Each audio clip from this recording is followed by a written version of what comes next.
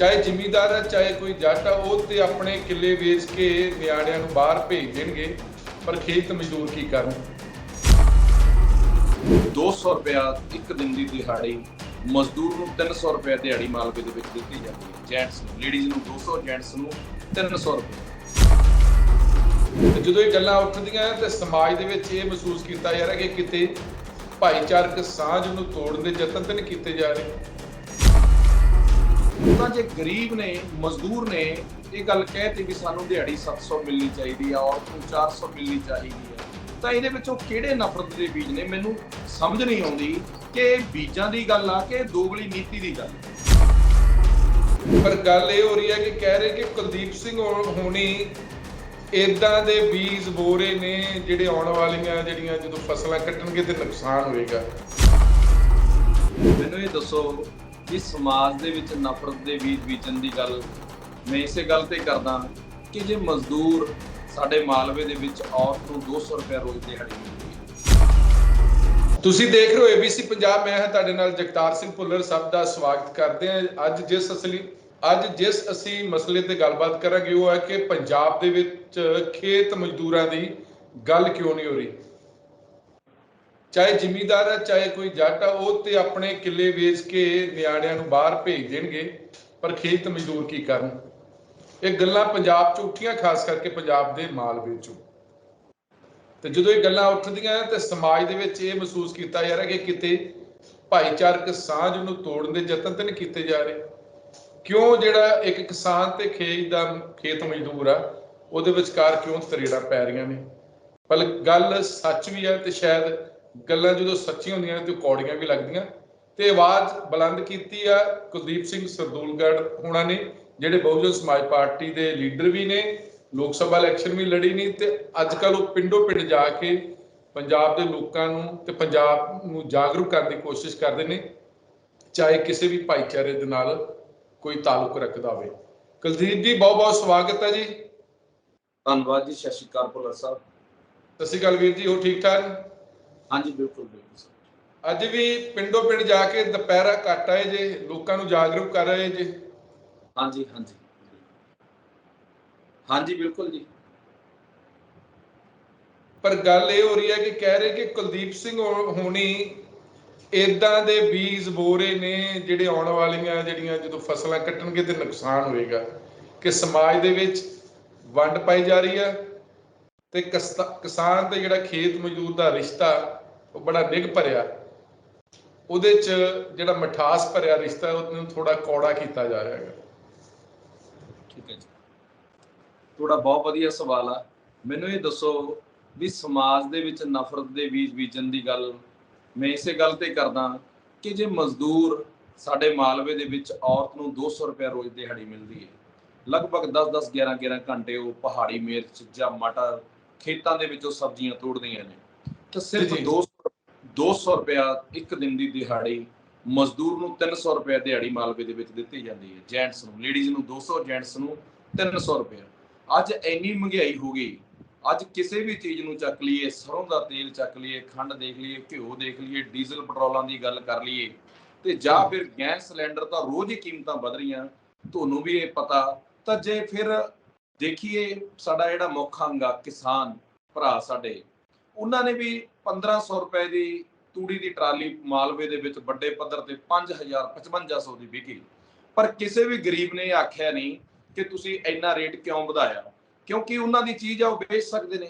ਤਾਂ ਜੇ ਗਰੀਬ ਨੇ, ਮਜ਼ਦੂਰ ਨੇ ਇਹ ਗੱਲ ਕਹਿਤੀ ਵੀ ਸਾਨੂੰ ਦਿਹਾੜੀ 700 ਮਿਲਣੀ ਚਾਹੀਦੀ ਆ, ਔਰਤ ਨੂੰ 400 ਮਿਲਣੀ ਚਾਹੀਦੀ ਆ, ਤਾਂ ਇਹਦੇ ਵਿੱਚੋਂ ਕਿਹੜੇ ਨਫ਼ਰਤ ਦੇ ਬੀਜ ਨੇ? ਮੈਨੂੰ ਸਮਝ ਨਹੀਂ ਆਉਂਦੀ ਕਿ ਬੀਜਾਂ ਦੀ ਗੱਲ ਆ ਕਿ ਦੋਗਲੀ ਨੀਤੀ ਦੀ ਗੱਲ। ਮਤਲਬ ਜੇ ਕਿਸਾਨ ਨੇ ਆਪਣੀਆਂ ਮੰਗਾਂ ਮਨਵਾਉਣੀਆਂ ਤੇ ਰਾਹ ਰੋਕ ਲੈਂਦੇ ਨੇ, ਸਰਕਾਰਾਂ ਨੂੰ ਪੜ੍ਹਨੇ ਪਾ ਦਿੰਦੇ ਨੇ, ਪਰ ਖੇਤ ਮਜ਼ਦੂਰ ਦੀ ਗੱਲ ਨਹੀਂ ਹੁੰਦੀ। ਦੇਖੋ, ਦਿੱਲੀ ਦੀਆਂ ਬਰੂਹਾਂ ਤੇ ਨਾਰਾ ਲੱਗਿਆ ਕਿਸਾਨ ਮਜ਼ਦੂਰ ਏਕਤਾ ਜਿੰਦਾਬਾਦ। ਮੈਨੂੰ ਐਂ ਦੱਸੋ, ਸੰਘਰਸ਼ ਦੇ ਵਿੱਚ ਮੈਂ ਅੱਜ ਵੀ ਤੁਹਾਨੂੰ ਦੱਸ ਸਕਦਾ ਕਿ ਉਹਦੇ ਵਿੱਚ ਸ਼ਡਿਊਲ ਕਾਸਟ ਭਾਈਚਾਰੇ ਦੇ ਲੋਕਾਂ ਨੇ ਵੀ ਸ਼ਹੀਦੀਆਂ ਦਿੱਤੀਆਂ। ਅਸੀਂ ਉਹਨਾਂ ਦੇ ਨਾਲ ਸੰਘਰਸ਼ ਲੜਿਆ, ਮੈਂ ਖੁਦ ਉਸ ਸੰਘਰਸ਼ ਦੇ ਵਿੱਚ ਸੀ।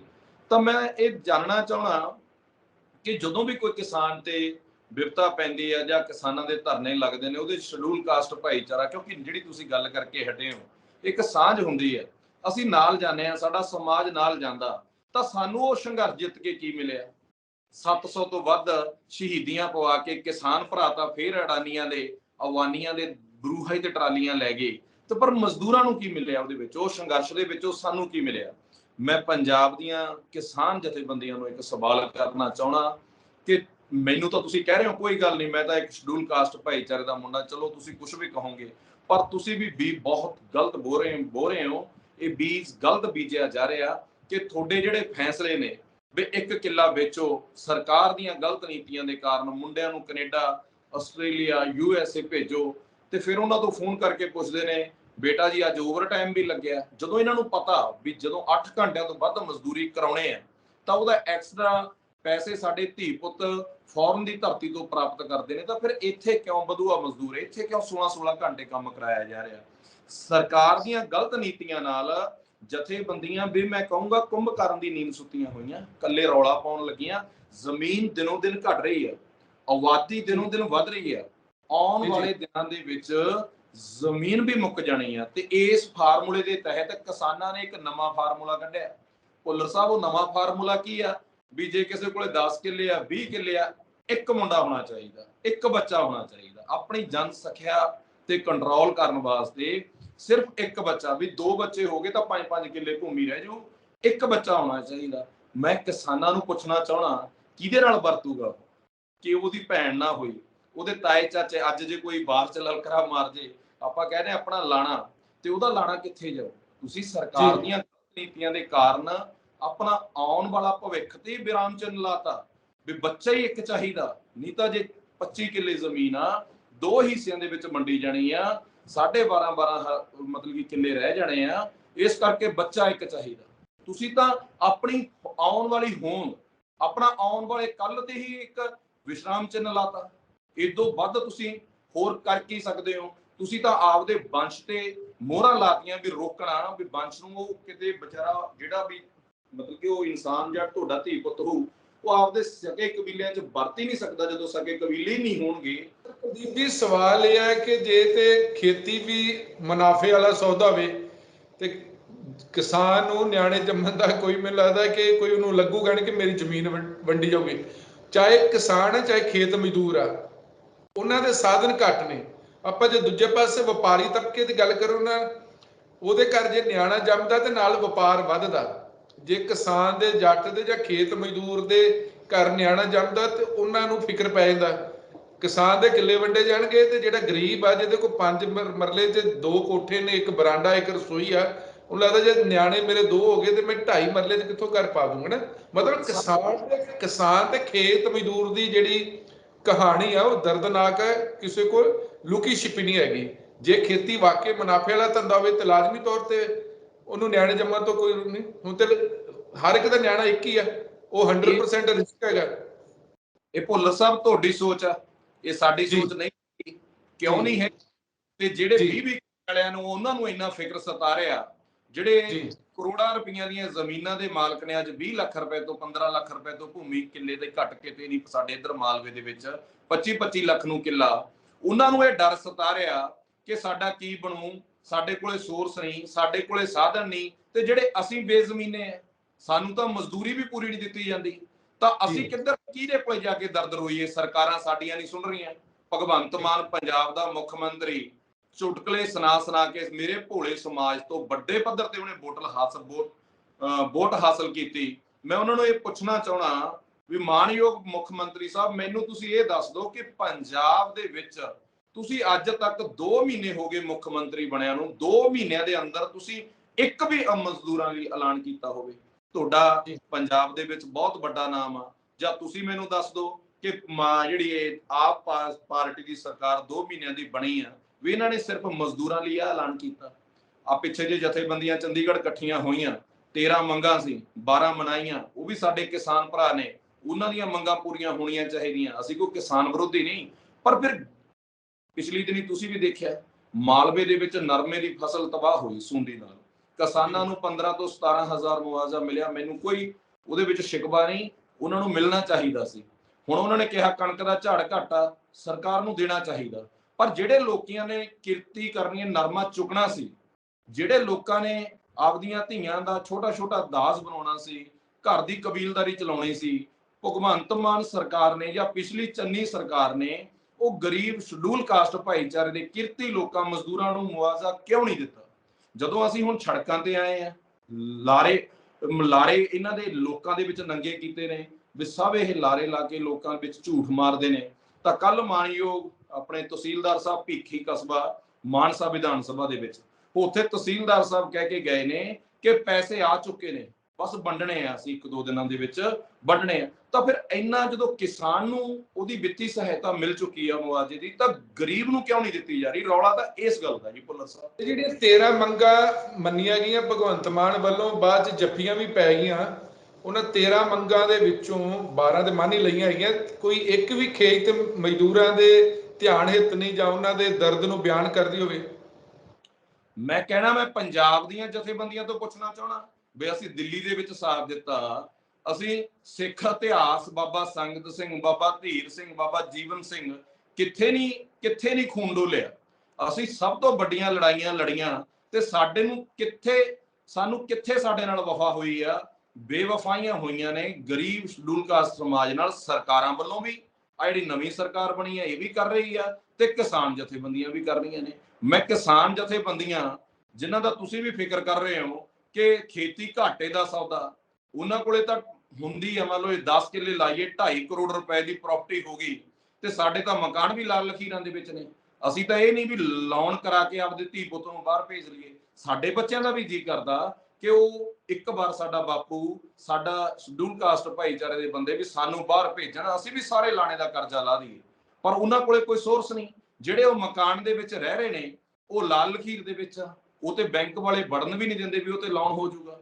ਨਾ ਕੋਈ ਹਜੇ ਤੱਕ ਲਾਲ ਲਖੀਰ ਵਾਲਾ ਵਾਅਦਾ ਪੂਰਾ ਹੋਇਆ, ਮਾਲਕੀ ਦੇ ਹੱਕ ਮਿਲੇ ਨੇ। ਅਸੀਂ ਜਾਈਏ ਤਾਂ ਜਾਈਏ ਕਿੱਧਰ? ਜੇ ਅਸੀਂ ਹੱਕ ਮੰਗਦੇ ਆ, ਅਸੀਂ ਸਰਕਾਰਾਂ ਨੂੰ ਸਵਾਲ ਕਰਦੇ ਆ ਵੀ ਸਾਨੂੰ ਕਿਉਂ ਨਹੀਂ ਯੋਗ ਮੁਆਵਜ਼ਾ ਦਿੱਤਾ ਜਾਂਦਾ, ਸਾਨੂੰ ਕਿਉਂ ਨਹੀਂ ਕੋਈ ਸਹੂਲਤ ਦਿੱਤੀ ਜਾਂਦੀ, ਤਾਂ ਫਿਰ ਕਹਿ ਦਿੰਦੇ ਨੇ ਇਹ ਭਾਈਚਾਰਾ ਤੋੜਦੇ ਨੇ। ਤੇ ਜੇ ਇਹ ਗੱਲਾਂ ਨਾਲ ਭਾਈਚਾਰਾ ਟੁੱਟਦਾ, ਆਪਦੀ ਭੁੱਖਮਰੀ ਨੂੰ ਦੂਰ ਕਰਨ ਵਾਸਤੇ ਅਸੀਂ ਮਜ਼ਦੂਰੀ ਸਹੀ ਮੰਗਦੇ ਆ ਅੱਜ ਦੀ ਮਹਿੰਗਾਈ ਦੇ ਵਿੱਚ, ਤਾਂ ਫਿਰ ਕਹਿੰਦੇ ਭਾਈਚਾਰਾ ਤੋੜਿਆ ਜਾ। ਜੇ ਫਿਰ ਇਹ ਗੱਲਾਂ ਨਾਲ ਭਾਈਚਾਰਾ ਟੁੱਟਦਾ, ਮੈਂ ਤਾਂ ਕਹਿਣਾ 100 ਵਾਰ ਟੁੱਟੇ। ਜਿਹੜਾ ਮਾਲਵੇ ਦਾ ਜਾਂ ਮਾਝੇ ਦਾ ਜਾਂ ਦੁਆਬੇ ਦਾ ਮਜ਼ਦੂਰ ਆ, ਠੀਕ ਹੈ, ਉਹ ਤੇ ਪੇਸ਼ੀ ਰਿਹਾ ਗਿਆ ਜੀ। ਮਾਲਵੇ ਦੇ ਵਿੱਚ ਕਿਸਾਨ ਵੀ ਆਤਮ ਹੱਤਿਆ ਕਰਨੀ ਮਜਬੂਰ ਆ। ਛੋਟਾ ਕਿਸਾਨ ਜਿਹੜਾ ਤਾਂ ਰਜਵਾੜਾ ਸ਼ਾਹੀ ਆ, ਉਹਨੂੰ ਤੇ ਲੋੜ ਨਹੀਂ ਹੈਗੀ, ਉਹ ਤਾਂ ਭਾਵੇਂ ਨਿਆਣੇ 1 ਜੰਮੇ ਚਾਹੇ 10 ਜੰਮੇ, ਉਹਦੀ ਮਰਜ਼ੀ ਆ। ਇਹ ਜਿਹੜੇ ਮਾਲਵੇ ਦੇ ਵਿੱਚ ਖੇਤ ਮਜ਼ਦੂਰ ਤੇ ਜਿਹੜੇ ਕਿਸਾਨ ਨੇ, ਇਹ ਫਿਰ ਖੁਦਕੁਸ਼ੀਆਂ ਕਿਉਂ ਕਰ ਰਹੇ ਹੈਗੇ ਨੇ? ਤਾਂ ਲੱਗਦਾ ਕਿ ਮਾਲਵੇ ਦਾ ਕਿਸਾਨ ਵੀ ਸੌਖਾ? ਮੈਂ ਜਿਹੜਾ ਦੇਖੋ ਜੀ, ਇਸ ਜਿਹੜੀ ਅਸੀਂ ਇਹ ਮੰਗ ਚੱਕੀ ਹੈ ਵੀ ਚਾਹੇ ਸ਼ਡਿਊਲ ਕਾਸਟ ਭਾਈਚਾਰੇ ਦੇ, ਚਾਹੇ ਉਹ BC ਸਮਾਜ ਚੋਂ ਆਏ, ਜਿਹੜੇ ਬੜੀਆਂ ਫੈਕਟਰੀਆਂ ਦੇ ਵਿੱਚ, ਬੜੇ ਕਾਰਖਾਨਿਆਂ ਦੇ ਵਿੱਚ ਜਾਂ ਸ਼ੋਰੂਮਾਂ ਦੇ ਵਿੱਚ ਕੰਮ ਕਰ ਰਹੇ ਨੇ, ਸਾਡੀ ਇਹ ਜ਼ੋਰਦਾਰ ਮੰਗ ਆ ਵੀ 15,000 ਰੁਪਇਆ ਤਨਖਾਹ, 15,000 ਤਨਖਾਹ ਤੇ 8 ਘੰਟੇ ਡਿਊਟੀ, ਉਹਨਾਂ ਦੀ ਡਿਊਟੀ ਚਾਹੀਦੀ ਆ 8 ਘੰਟੇ। ਤਾਂ ਉਹ ਸਾਡੀ ਇੱਕ ਮੰਗ ਆ। ਉਹਦੇ ਵਿੱਚ ਮੈਨੂੰ ਮਾਲਵੇ ਦੇ ਵਿੱਚ 20-25% ਕਿਸਾਨ ਭਾਈਚਾਰੇ ਦਾ ਸਹਿਯੋਗ ਮਿਲ ਰਿਹਾ ਵੀ ਅਸੀਂ ਪੰਜਾਬ ਦੇ ਵਿੱਚ, ਮੈਂ ਪਹਿਲਾਂ ਵੀ ਬੋਲਿਆ, ਜ਼ਮੀਨ ਕੋਈ ਪਲਾਸਟਿਕ ਦਾ ਟੁਕੜਾ ਨਹੀਂ ਵੀ ਅਸੀਂ ਖਿੱਚ ਕੇ ਵਧਾ ਲਾਂਗੇ। ਜ਼ਮੀਨ ਘਟ ਰਹੀ ਹੈ, ਭੂਮੀ ਦਿਨੋਂ ਦਿਨ ਘਟ ਰਹੀ ਆ, ਆਬਾਦੀ ਦਿਨੋਂ ਦਿਨ ਵੱਧ ਰਹੀ ਹੈ, ਕਿਸਾਨ ਵੀ ਬੇਜ਼ਮੀਨਾ ਹੋ ਰਿਹਾ, ਇਹਦੇ ਵਿੱਚ ਕੋਈ ਸ਼ੱਕ ਨਹੀਂ। ਜ਼ਮੀਨ ਘਟ ਰਹੀ ਹੈ। ਜਿਹੜੇ 2-2 4 ਵਾਲੇ 5 ਮੇਰੇ, ਮੰਨ ਲਓ ਜਿਵੇਂ ਹੁਣ ਸਰਦੂਲਗੜ੍ਹ ਦੇ ਵਿੱਚ ਦੇਖੀਏ, ਮਾਨਸਾ ਜ਼ਿਲ੍ਹੇ 'ਚ ਦੇਖੀਏ, ਬਠਿੰਡੇ ਦੇਖੀਏ, ਫਰੀਦਕੋਟ, ਤੁਸੀਂ ਚਾਹੇ ਆਪ ਇਹ ਚੀਜ਼ ਦਾ ਕਰ ਸਕਦੇ ਹੋ। ਤੁਸੀਂ ਸਵੇਰੇ ਜਿੱਥੇ ਮਜ਼ਦੂਰ ਇਕੱਠੇ ਹੁੰਦੇ ਨੇ ਚੌਂਕ ਦੇ ਵਿੱਚ, ਜਿੱਥੇ ਲੇਬਰ ਲੋਕ ਲੈ ਕੇ ਜਾਂਦੇ ਨੇ ਘਰਾਂ ਦੇ ਵਿੱਚ, ਉਹਨਾਂ ਦੇ ਵਿੱਚ ਕਦੇ ਜਾ ਕੇ ਆਓ। ਉਹਨਾਂ ਦੇ ਵਿੱਚ ਜੇ 500 ਮਜ਼ਦੂਰ ਖੜਿਆ, ਵਿੱਚ 100 ਮਜ਼ਦੂਰ ਕਿਸਾਨ ਭਰਾ ਨੇ, ਜੱਟ ਸਿੱਖ ਭਾਈਚਾਰੇ ਦੇ ਵਿੱਚੋਂ, ਕਿਉਂਕਿ ਉਹ ਜ਼ਮੀਨ ਵਿਹਲੇ ਹੋ ਚੁੱਕੇ ਨੇ। ਤੇ ਜਿਹੜੇ ਕੁਝ ਧਨਾੜ ਵਿਅਕਤੀ ਨੇ, ਉਹ ਉਹਨਾਂ ਦਾ ਵੀ ਗਲਾ ਘੋਟ ਰਹੇ ਨੇ, ਉਹ ਸਾਡੀ ਦਿਹਾੜੀ ਵਧਣ ਨਹੀਂ ਦਿੰਦੇ। ਇਹਨਾਂ ਨਾਲ ਉਹ ਵੀ, ਇਹਨਾਂ ਦੀ ਜਿਹੜੀ ਮੈਂ ਕਹਾਂ ਨਸਲ, ਇਹਨਾਂ ਦੀ ਨਸਲ ਵੀ ਪਿਸ ਰਹੀ ਹੈ। ਜੇ ਸਾਡੀਆਂ ਜਾਇਜ਼ ਮੰਗਾਂ ਹੋ ਜਾਣ ਤਾਂ ਮੈਂ ਤੁਹਾਨੂੰ ਦੱਸਿਆ ਵੀ 20% ਕਿਸਾਨ, ਮੇਰਾ 24 ਤਰੀਕ ਦਾ ਧਰਨਾ ਜ਼ਿਲ੍ਹਾ ਪੱਧਰੀ ਮਾਨਸਾ ਅਸੀਂ ਰੱਖਿਆ, ਤੇ ਮੈਂ ਪ੍ਰੈਸ ਨਾਲ ਵਾਅਦਾ ਕਰਦਾ ਮੈਂ ਉੱਥੇ ਕਿਸਾਨ ਧਰਨੇ ਦੇ ਵਿੱਚੋਂ ਖੜੇ ਕਰਾਂਗਾ। ਇਸ ਧਰਨੇ ਦੇ ਵਿੱਚੋਂ ਸਾਨੂੰ ਤਾਂ ਕਹੀ ਜਾਂਦੇ ਨੇ ਵੀ ਜਾਤੀ ਦਾ ਜਾਂ ਕੋਈ ਭਾਈਚਾਰਾ ਤੋੜਨ ਦਾ, ਮੈਂ ਕਿਸਾਨਾਂ ਦੇ ਨਾਮ ਲੈ ਕੇ ਖੜੇ ਕਰਾਂਗਾ ਕਿ ਆਹ ਕਿਸਾਨ ਨੇ ਜਿਹੜੇ ਕਹਿ ਰਹੇ ਨੇ ਵੀ ਦਿਹਾੜੀ ਵਧਣੀ ਚਾਹੀਦੀ ਆ, ਸਾਡੇ ਕੋਲੇ ਜ਼ਮੀਨ ਮੁੱਕ ਚੱਲੀ, ਅਸੀਂ ਕਨਾਲਾਂ ਤੇ ਆ ਚੁੱਕੇ ਆ। ਪਰ ਕੁਛ ਸਰਮਾਏਦਾਰ ਉਹ ਕੁਛ ਛੋਟੇ ਛੋਟੇ ਕਿਸਾਨਾਂ ਨੂੰ ਵੀ ਕਈ ਵਾਰ ਮਿਸਗਾਈਡ ਕਰਦੇ ਨੇ, ਉਹਨਾਂ ਨੂੰ ਗਲਤ ਤਰੀਕੇ ਨਾਲ ਵਰਤਦੇ ਨੇ। ਜਿੱਥੇ ਸਰਬਤ ਦੇ ਭਲੇ ਦੀ ਅਰਦਾਸ ਹੁੰਦੀ ਹੈ ਗੁਰੂ ਘਰ ਦੇ ਵਿੱਚ, ਗੁਰੂ ਘਰ ਦੇ ਵਿੱਚ ਮੀਟਿੰਗਾਂ ਕਰਕੇ ਮਤੇ ਪਾਏ ਜਾਂਦੇ ਨੇ। ਅੱਜ ਮੈਂ ਮੰਦਰਾਂ ਪਿੰਡ ਦੇ ਵਿੱਚ ਜਾ ਕੇ ਆਇਆ, ਉੱਥੇ ਸਰਪੰਚ ਨਾਲ ਗੱਲ ਕੀਤੀ। ਸਰਪੰਚ ਕਹਿੰਦਾ ਵੀ ਕੁਝ ਕਿਸਾਨ ਆਏ ਮੇਰੇ ਕੋਲੇ ਵੀ ਗਰੀਬ ਸ਼ਡਿਊਲ ਕਾਸਟ ਭਾਈਚਾਰੇ ਨੂੰ ਦੁੱਧ ਨਹੀਂ ਦੇਣਾ, ਕਿਉਂਕਿ ਡੈਰੀਆਂ ਤੇ ਦੁੱਧ ਉਹ ਪਾਉਂਦੇ ਨੇ ਕਿਸਾਨ। ਤਾਂ ਉੱਥੇ ਦੁੱਧ ਦਾ ਬਾਈਕਾਟ ਸੀ, 7 ਦਿਨ ਚੱਲਿਆ। ਤੇ ਅੱਜ ਅਸੀਂ ਬੈਠ ਕੇ ਪ੍ਰਸ਼ਾਸਨ ਨਾਲ ਗੱਲ ਕੀਤੀ। ਚਲੋ ਸਰਪੰਚ ਦਾ ਵੀ ਅਸੀਂ ਧੰਨਵਾਦ ਕਰਦੇ ਹਾਂ, ਉਹਨੇ ਵੀ ਇਹ ਗੱਲ ਸੁਣੀ, ਸਾਡੀ ਮੰਨੀ। ਉੱਥੋਂ ਦੇ ਮੋਹਤਬਰ ਨੇ ਫਿਰ ਗੁਰਦੁਆਰੇ ਦੇ ਵਿੱਚ ਅਨਾਉਂਸਮੈਂਟ ਹੋਈ ਵੀ ਸ਼ਡਿਊਲ ਕਾਸਟ ਭਾਈਚਾਰੇ ਨੂੰ ਦੁੱਧ ਦਿੱਤਾ ਜਾਵੇ। ਦੁੱਧ ਮੁਫਤ ਨਹੀਂ ਮੰਗਦੇ, ਦੁੱਧ ਪੈਸਿਆਂ ਨਾਲ ਮੰਗਦੇ ਸੀ ਉਹ। ਪਰ ਕਹਿਣ ਦਾ ਮਤਲਬ ਸਾਨੂੰ ਪੈਸਿਆਂ ਨਾਲ ਵੀ ਚੀਜ਼ ਨਹੀਂ ਮਿਲਦੀ। ਪਰ ਜੇ ਅਸੀਂ ਆਪਦੀ ਮਜ਼ਦੂਰੀ ਦੀ ਗੱਲ ਕਰਦੇ ਹਾਂ ਤਾਂ ਐਡਾ ਵੱਡਾ ਪਾੜਾ ਕਿਉਂ ਆ? ਕਿਸਾਨ ਜਥੇਬੰਦੀਆਂ ਨੂੰ ਸੋਚਣਾ ਚਾਹੀਦਾ ਵੀ ਤੁਸੀਂ ਆਪਦੀ 25% ਕਿਸਾਨ ਜਿਹੜਾ ਬੇਜ਼ਮੀਨਾ ਹੋਣ ਦੇ ਕਿਨਾਰੇ ਤੇ ਆ, ਉਹਨਾਂ ਨੂੰ ਤਾਂ ਬਰਬਾਦ ਕਰ ਹੀ ਰਹੇ ਹੋ, ਤੇ ਲੰਬੇ ਸਮੇਂ ਤੋਂ ਸਿਰਫ ਮਜ਼ਦੂਰਾਂ ਨੂੰ ਵਰਤ ਰਹੇ ਹੋ। ਮਜ਼ਦੂਰ ਦੇ ਨਾਂ ਤੇ ਇੱਕ ਫਰਾਡ ਹੋ ਰਿਹਾ। ਇਸ ਕਰਕੇ ਅਸੀਂ ਪੜ੍ਹ ਲਿਖ ਲਏ, ਸੋਚ ਲਿਆ, ਸਮਝ ਲਿਆ, ਅਸੀਂ ਹੁਣ ਮਜ਼ਦੂਰਾਂ ਦੇ ਹੱਕ ਦੀ ਲੜਾਈ ਲੜਨ ਵਾਸਤੇ ਸੜਕਾਂ ਦੇ ਉਤਰੇ ਹੋਏ ਹਾਂ। ਅੱਛਾ, ਤੁਸੀਂ ਰੇਟ ਮੰਗਦੇ ਤੇ ਜਦੋਂ ਕਿਸਾਨ ਗੁਰਦੁਆਰਿਆਂ 'ਚ ਜਾ ਕੇ ਅਨਾਉਂਸਮੈਂਟ ਕਰਦੇ, ਜਦੋਂ ਉਹ ਰੇਟ ਬੰਨ੍ਹਦੇ ਹੈਗੇ ਨੇ, ਫਿਰ ਉਦੋਂ ਕਿੰਤੂ ਪਰੰਤੂ ਕਰਨ ਵਾਲੇ ਕਿੱਥੇ ਚਲੇ ਜਾਂਦੇ ਹੈਗੇ ਨੇ? ਤੁਸੀਂ ਬੋਲਦੇ ਤੇ ਕਿੰਤੂ ਪਰੰਤੂ ਕਰਨ ਵਾਲੇ ਖੜੇ ਹੋ ਜਾਂਦੇ ਨੇ। ਇਹੀ ਤਾਂ ਪਾੜਾ ਪੰਜਾਬ ਦੇ ਵਿੱਚ। ਮੈਂ ਫਿਰ ਕਹੂੰਗਾ ਵੀ ਇਹ ਸ਼ਬਦ ਮੇਰੇ ਫੇਰ ਆਖਣਗੇ ਪਾੜਾ ਪਾਉਂਦਾ। ਜਿਹੜੀਆਂ ਕਿਸਾਨਾਂ ਦੀਆਂ ਜਥੇਬੰਦੀਆਂ, ਕੁਝ ਸਾਰੀਆਂ ਨਹੀਂ, ਵਿੱਚ ਚੰਗੀਆਂ ਵੀ ਨੇ, ਕੁਝ ਜਥੇਬੰਦੀਆਂ ਨੇ ਇੱਕ ਆਪਣਾ ਜਾਲ, ਇੱਕ ਡਰਾਵਾ, ਫੋਕਾ ਡਰਾਵਾ, ਧੌਂਸ ਬਣਾਈ ਹੋਈ ਆ ਪੰਜਾਬ ਦੇ ਉੱਤੇ। ਪੰਜਾਬ ਦੇ ਵਿੱਚ ਹੋਰ ਕਾਸਟਾਂ ਬਹੁਤ ਨੇ ਜਿਨ੍ਹਾਂ ਨੂੰ ਸਹੂਲਤ ਦੇਣੀ ਚਾਹੀਦੀ ਆ। ਅਗਰਵਾਲ ਭਾਈਚਾਰਾ ਬਹੁਤ ਪਰੇਸ਼ਾਨ ਆ। BC ਭਾਈਚਾਰਾ, ਜਿਵੇਂ ਪ੍ਰਜਾਪਤ ਲਾ ਲਈਏ, ਰਾਮਗੜੀਆ ਲਾ ਲਈਏ, ਜਾਂ ਆਪਣਾ ਟਾਂਗ ਛਤਰੀ ਨਾਮ ਜਿਹੜੇ ਆਪਾਂ ਸ਼ਿੰਬਾ ਭਾਈਚਾਰਾ ਕਹਿ ਦਿੰਦੇ ਆ, ਬਹੁਤ BC ਭਾਈਚਾਰੇ ਦੇ ਲੋਕ ਬਹੁਤ ਦੁਖੀ ਨੇ। ਪਰ ਐਂ ਲੱਗਦਾ ਵੀ ਕੋਈ ਕਿਸਾਨਾਂ ਤੋਂ ਬਗੈਰ ਇੱਥੇ ਰਹਿ ਨਹੀਂ ਰਿਹਾ। ਇਹਨਾਂ ਨੇ ਇੱਕ ਦਬਸ਼ ਪਾਈ ਹੋਈ ਆ ਵੀ ਇਹ ਕੁਛ ਮਰਜ਼ੀ ਕਰਨ ਉਹ ਹੋਊਗਾ, ਚਾਹੇ ਲੌਸਮੈਂਟ ਕਰਨ ਉਹ ਹੋਊਗਾ। ਮੈਂ ਇਹ ਕਹਿਣਾਗਾ ਵੀ ਇਹਨਾਂ ਕੋਲੇ ਰਾਈਟ ਕੀ ਹੈ ਸਾਡੀ ਮਜ਼ਦੂਰੀ ਦਿਹਾੜੀ ਤੈਅ ਕਰਨ ਦਾ? ਇਹਨਾਂ ਕੋਲੇ ਹੱਕ ਕੀ ਹੈ? ਕੀ ਹਰੇਕ ਕਿਸਾਨ ਕੋਠੀ ਪਾਉਂਦਾ? ਹੋਰ ਭਾਈਚਾਰੇ ਦੇ ਲੋਕ ਵੀ ਪਾਉਂਦੇ ਨੇ। ਅਸੀਂ ਉਹ ਮਜ਼ਦੂਰਾਂ ਨੂੰ ਕਹਿੰਦੇ ਆ ਵੀ 700 ਰੁਪਏ ਦਿਹਾੜੀ, ਝੋਨੇ ਦੀ ਗੱਲ ਹੈ ਤਾਂ ਮਹੀਨੇ ਡੇਢ ਮਹੀਨੇ ਦਾ ਸੀਜ਼ਨ ਆ ਭੁੱਲਰ ਸਾਹਿਬ, ਇਹ ਤਾਂ ਚਲਾ ਜਾਣਾ। ਪਰ ਦੂਸਰੇ ਜੇ ਕੋਈ ਖੇਤਰਾਂ ਦੇ ਵਿੱਚ ਅਸੀਂ ਦਿਹਾੜੀ ਦੀ ਮੰਗ ਕਰਦੇ ਆ, ਸਭ ਤੋਂ ਜ਼ਿਆਦਾ ਮਿਰਚਾਂ ਇਹਨਾਂ ਨੂੰ ਲੱਗਦੀਆਂ ਜਿਹੜੀਆਂ ਕਿਸਾਨ ਬੰਦੀਆਂ, ਕਿਸਾਨ ਜਥੇਬੰਦੀਆਂ। ਆ ਪਿਛਲੀ ਦਿਨੀ ਇਲੈਕਸ਼ਨ ਲੜ ਕੇ ਇਹਨਾਂ ਲੋਕਾਂ ਪ੍ਰਤੀ ਆਪਣਾ ਪ੍ਰੇਮ ਦੇਖ ਚੁੱਕੇ ਨੇ। ਸਾਰੇ ਥਾਂ ਤੇ ਇਹਨਾਂ ਦੀਆਂ ਜ਼ਮਾਨਤਾਂ ਜ਼ਬਤ ਹੋਈਆਂ। ਲੋਕਾਂ ਦੇ ਵਿੱਚ ਇੱਕ ਝੂਠਾ ਖੌਫ ਖੜਾ ਕੀਤਾ ਹੋਇਆ। ਜੇ ਲੋਕਾਂ ਦਾ ਪ੍ਰੇਮ ਹੁੰਦਾ, ਲੋਕਾਂ ਦਾ ਉਹ ਹੁੰਦਾ, ਤਾਂ ਜੇ ਇਹ ਜਥੇਬੰਦੀਆਂ ਤਾਂ ਮਜ਼ਬੂਤ ਹੋਣੀਆਂ ਸੀ ਜੇ ਸਰਬਤ ਦੇ ਭਲੇ ਦੀ ਗੱਲ ਕਰਦੇ। ਸਰਬਤ ਦੇ, ਜਿਵੇਂ ਗੁਰੂਆਂ ਨੇ ਕੀਤੀ ਸੀ ਸਰਬਤ ਦੇ ਭਲੇ ਦੀ ਗੱਲ, ਜੇ ਇਹ ਸਰਬਤ ਦੇ ਭਲੇ ਦੀ ਗੱਲ ਕਰਦੇ ਤਾਂ ਸਾਰਾ ਕੁਝ ਹੋ ਜਾਣਾ ਸੀ। ਸਾਰੇ ਲੋਕਾਂ ਨੇ ਵੀ ਪਿਆਰ ਦੇਣਾ ਸੀ। ਹੋ ਸਕਦਾ ਆਪ ਪਾਰਟੀ ਨੂੰ ਛੱਡ ਕੇ 32-33 ਦੇ ਕਰੀਬ ਜਿਹੜੀਆਂ ਕਿਸਾਨ ਜਥੇਬੰਦੀਆਂ, ਉਹਨਾਂ ਚੋਂ ਇੱਕ ਵੀ ਕਿਸਾਨ ਜਥੇਬੰਦੀ ਖੇਤ ਮਜ਼ਦੂਰਾਂ ਦੀ ਗੱਲ ਕਰਨ ਵਾਲੀ ਨਹੀਂ ਹੈ ਜੀ। ਜੇ ਤੁਸੀਂ ਕੀਤੀ ਆ ਤੁਸੀਂ ਦੱਸ ਦਿਓ ਮੈਨੂੰ। ਤੁਸੀਂ ਤਾਂ ਬਹੁਤ ਵੱਡਾ ਨਾਮ ਆ ਤੁਹਾਡਾ, ਬੜੇ ਚੈਨਲ ਦਾ ਤੁਹਾਡਾ ਵੱਡਾ ਨਾਮ ਆ, ਤੁਸੀਂ ਦੱਸ ਦਿਓ ਵੀ ਕਿਹੜੀ ਜਥੇਬੰਦੀ ਹੈ।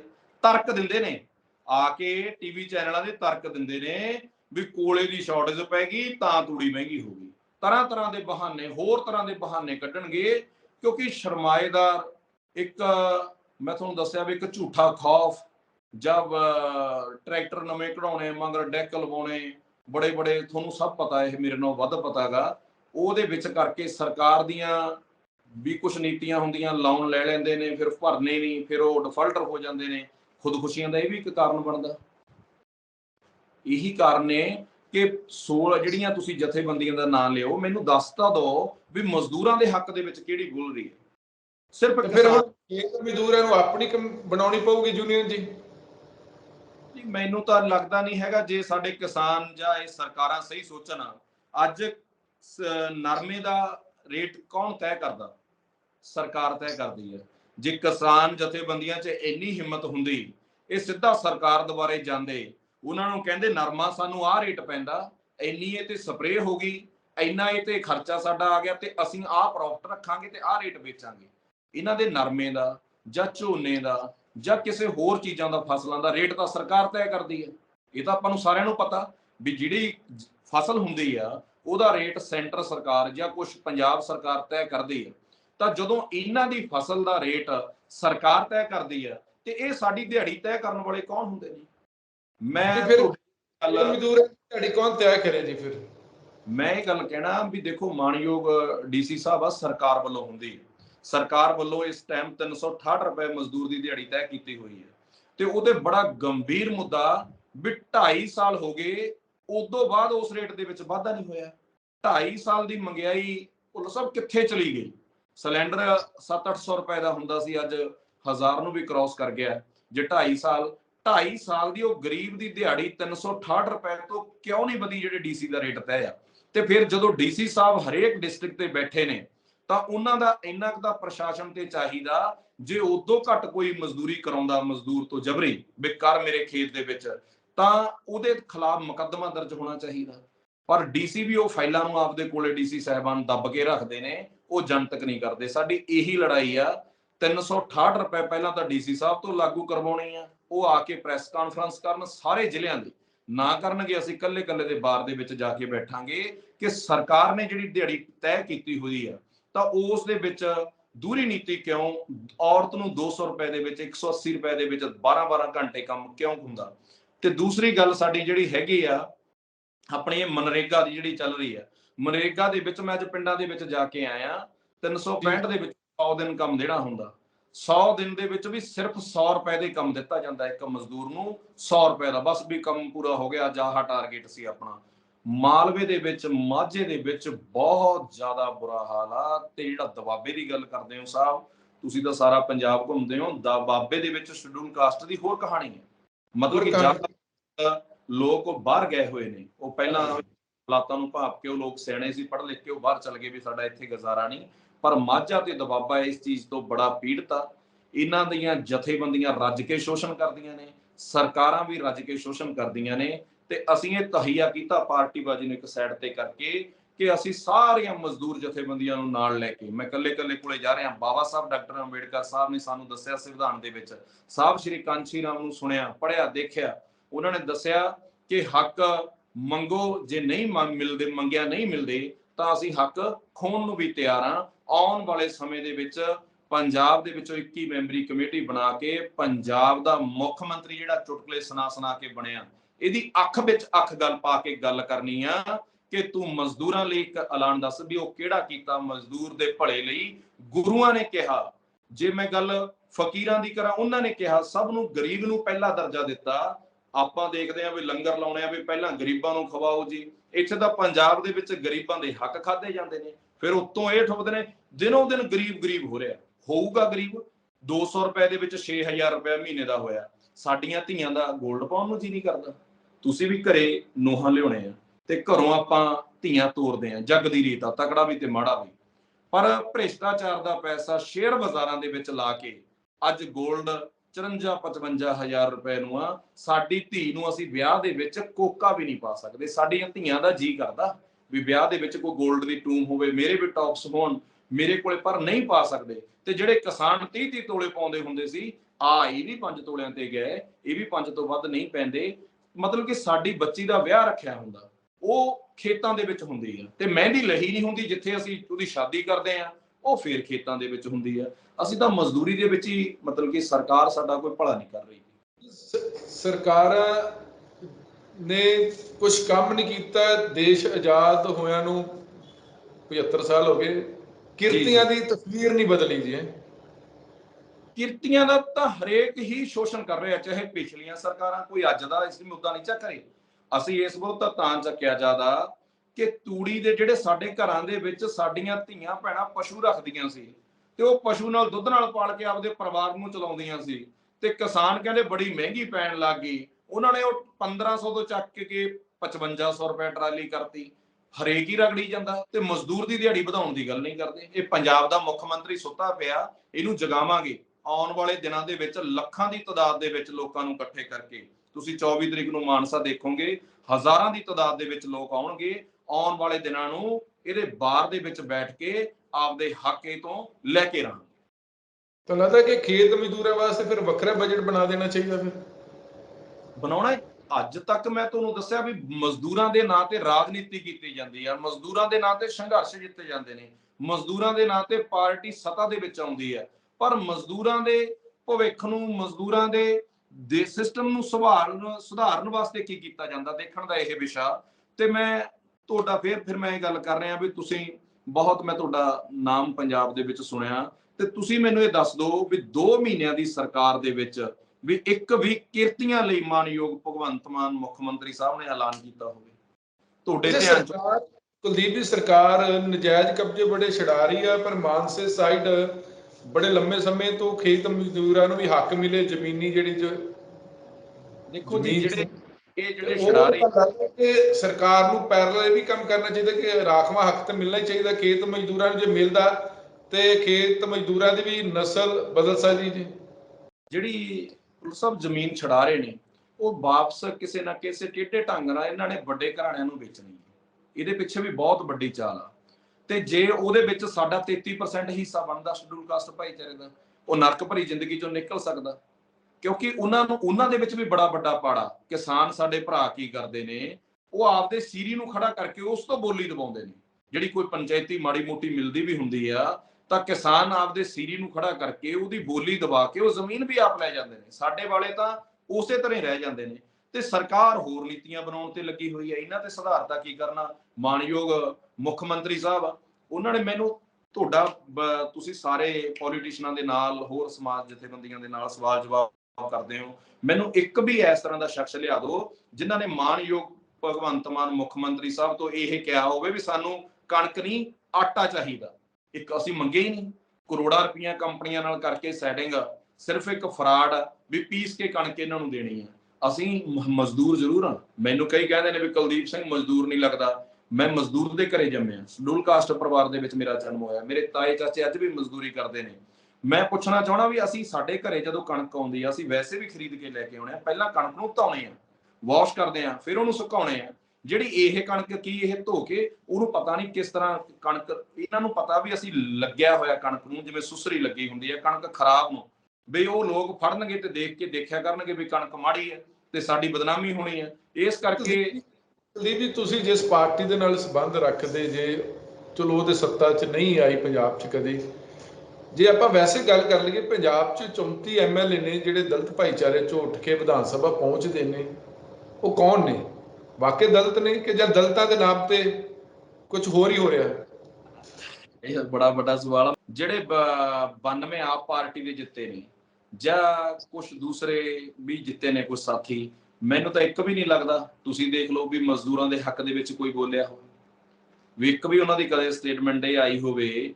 ਜਾਂ ਆਪ ਪਾਰਟੀ ਦੇ 92 ਜਿਹੜੇ, ਉਹ ਬਸ ਜਿਵੇਂ ਸਾਹਿਬ ਸ਼੍ਰੀ ਕਾਂਸ਼ੀ ਰਾਮ ਵੀ ਦੱਸਿਆ ਕਰਦੇ ਸੀ ਕਿ ਸਾਡੇ ਬੰਦੇ ਜਦੋਂ ਉੱਪਰਲੀ ਦੁਨੀਆ 'ਚ ਜਾਂਦੇ ਨੇ, ਥੋੜਾ ਜਿਹਾ ਅਪਰ ਕਾਸਟ ਦੇ ਵਿੱਚ ਉਹਨਾਂ ਨੂੰ ਸਟੇਟਸ ਬਾਬਾ ਸਾਹਿਬ ਦੀ ਕਿਰਪਾ ਨਾਲ ਮਿਲਦਾ।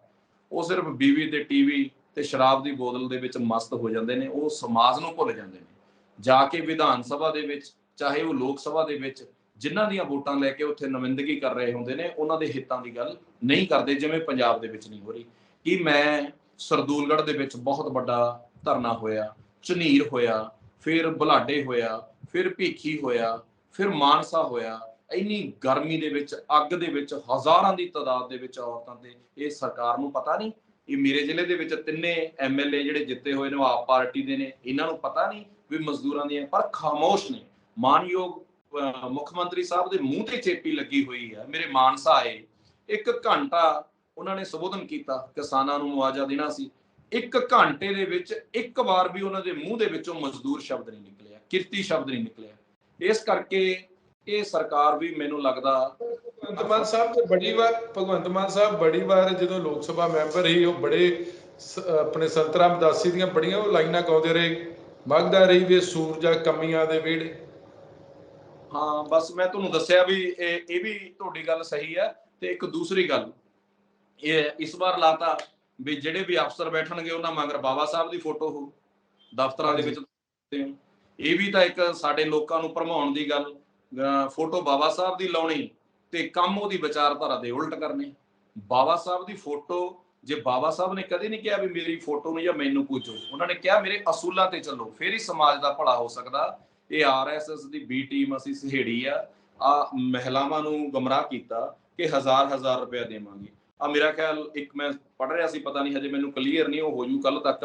ਕਹਿੰਦੇ 1 ਜੂਨ ਤੋਂ ਉਹ ਜਿਹੜੇ ਔਰਤਾਂ ਦਾ ਮੁਫਤ ਸਫ਼ਰ ਸੀ ਉਹਨੂੰ ਵੀ ਸਰਕਾਰ ਬੰਦ ਕਰਨ ਲੱਗੀ ਆ। ਇਹ ਬੜੇ ਗੰਭੀਰ ਸਿੱਟੇ ਨੇ। ਆਉਣ ਵਾਲੇ ਸਮੇਂ 'ਚ ਦੇਖ ਲਿਓ ਜਿਹੜੇ ਕਿਸਾਨਾਂ ਨੇ, ਤੇ ਇਹ ਬੜਾ ਵੱਡਾ ਇਹਨਾਂ ਨੇ ਪਾੜਾ ਪਾ ਦੇਣਾ। ਸਾਡੇ ਪੰਜਾਬ ਦਾ ਪਾਣੀ ਵੀ ਇਹਨਾਂ ਨੇ ਦਿੱਲੀ ਨੂੰ ਪਹਿਲਾਂ ਨਾਲੋਂ ਵੱਡੀ ਮਾਤਰਾ ਦੇ ਵਿੱਚ ਜਾਣ ਵੀ ਲੱਗ ਗਿਆ। ਰਾਜਸਥਾਨ ਨੂੰ, ਹਰਿਆਣੇ ਨੂੰ ਪਾਣੀ ਵੀ ਸਾਡਾ ਪੰਜਾਬ ਦਾ ਇਹਨਾਂ ਨੇ ਖੋ ਕੇ ਲੈ ਜਾਣਾ। ਚਲੋ ਬਹੁਤ ਬਹੁਤ ਮਿਹਰਬਾਨੀ ਕੁਲਦੀਪ ਜੀ, ਤੁਸੀਂ ਆਪਣਾ ਪੱਖ ਰੱਖਿਆ ਗਿਆ ਔਰ ਇਸ ਤਰ੍ਹਾਂ ਹੀ ਕੰਮ ਕਰਦੇ ਰਹੋ ਜੀ, ਰਲ ਮਿਲ ਕੇ। ਗੱਲ ਤੇ ਪੰਜਾਬ ਦੀ ਹੋਣੀ ਚਾਹੀਦੀ, ਪੰਜਾਬੀਅਤ ਦੀ ਹੋਣੀ ਚਾਹੀਦੀ ਜੀ। ਧੰਨਵਾਦ। ਬਿਲਕੁਲ ਜੀ, ਕਿਉਂਕਿ ਹਰ ਇੱਕ ਨੂੰ ਰੋਜੀ ਰੋਟੀ ਜਾਂ ਇਹ ਵੀ ਕਿਹਾ ਜਾਂਦਾ ਹੈ ਕਿ ਗੁੱਲੀ ਜੁੱਲੀ ਤੇ ਕੁੱਲੀ ਦਾ ਸਵਾਲ ਆ। ਪਰ ਦਿਖਾ ਤਾਂ ਕਿ 75 ਸਾਲ ਹੋ ਗਏ ਦੇਸ਼ ਨੂੰ ਆਜ਼ਾਦ ਹੋਇਆ, ਪਰ ਲੋਕਾਂ ਦੇ ਹਾਲਾਤ ਨਹੀਂ ਬਦਲੇ। ਠੀਕ ਆ, ਅਫਸਰਾਂ ਦੇ ਰਾਜ ਆਉਂਦੇ ਨੇ, ਪੋਲੀਟੀਸ਼ੀਅਨਾਂ ਦੀਆਂ ਸਰਕਾਰਾਂ ਬਣਦੀਆਂ, ਪਰ ਆਮ ਲੋਕ ਗਵਾਚ ਗਏ ਨੇ, ਖੇਤ ਮਜ਼ਦੂਰ ਗਵਾਚ ਗਏ ਨੇ, ਗਰੀਬ ਤਬਕਾ ਚਾਹੇ ਉਹ ਕਿਸੇ ਵੀ ਭਾਈਚਾਰੇ ਦੇ ਨਾਲ ਸੰਬੰਧ ਰੱਖਦਾ ਉਹ ਗਵਾਚ ਗਿਆ। ਤੇ ਫਿਰ ਕੀ ਕਵਾਂਗੇ ਕਿ ਵਾਕਈ ਦੇਸ਼ ਆਜ਼ਾਦ ਆ ਕਿ ਜਾਂ ਅਜੇ ਵੀ ਲੋਕ ਗੁਲਾਮ ਨੇ। ਇਸੇ ਤਰ੍ਹਾਂ ਦੇਖਦੇ ਹੋ ABC ਪੰਜਾਬ। ਤੁਹਾਡਾ ਬਹੁਤ ਬਹੁਤ ਸ਼ੁਕਰੀਆ।